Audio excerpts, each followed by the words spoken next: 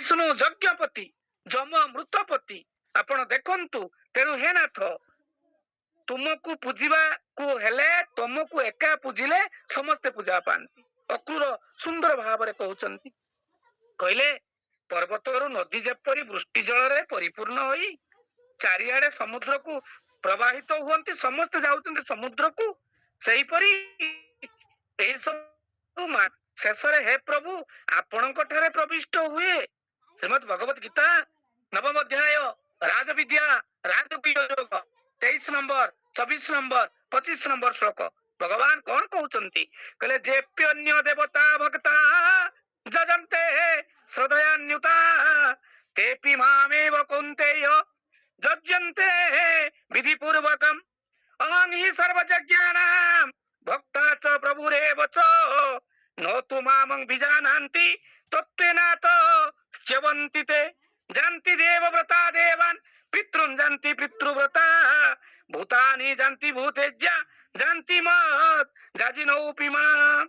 23 24 25 नवम अध्याय राजविद्या राजगुह्य योग श्रीमद भगवत गीता सेठी कुआइछि भगवान का प्रसंग उपासना प्रसंग रे भगवान कृष्ण स्वयं भगवत गीता रे कथा कहले हे कौन्तेय जेउ माने भक्ति पूर्वक अन्य देवता माने को पूजा करंती से माने मध्य अविधि पूर्वक मोर ही पूजा करिथांती।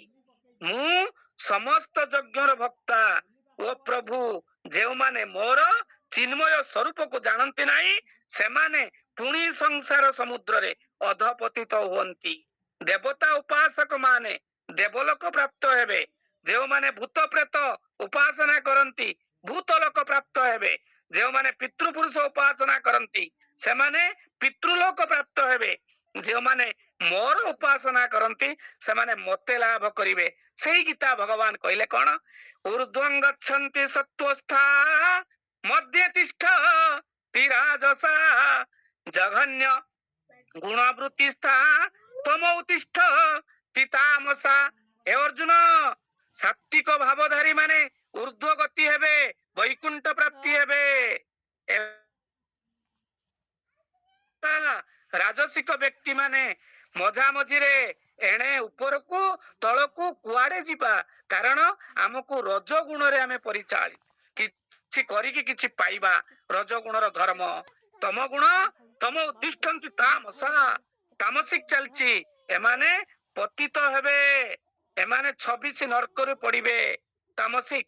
तेनु सुंदर भावरे कहउचंती अक्रूर तांकू स्तुति करुचंती जेतेबेले कहले अनेक जोग कर्मे भ्रमी टूटी अंति पथ श्रमी नदी पुरंती वृष्टि काले समुद्रे हंती एक मेले सर्वदेवता पूजा जेते भजन तोर पादगते तोर प्रकृति तहु जात तामस रज गुण सत्व तोर प्रकृति तहु जात तामस प्रकृति तहु जात।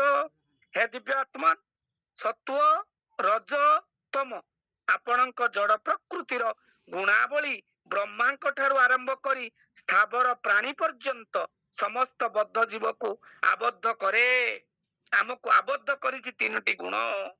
तेणु अक्रूर कहउचंती आपण समस्त जीवंकर परमात्मा रूपे निर्लिप्त दृष्टि रे समस्तक चेतना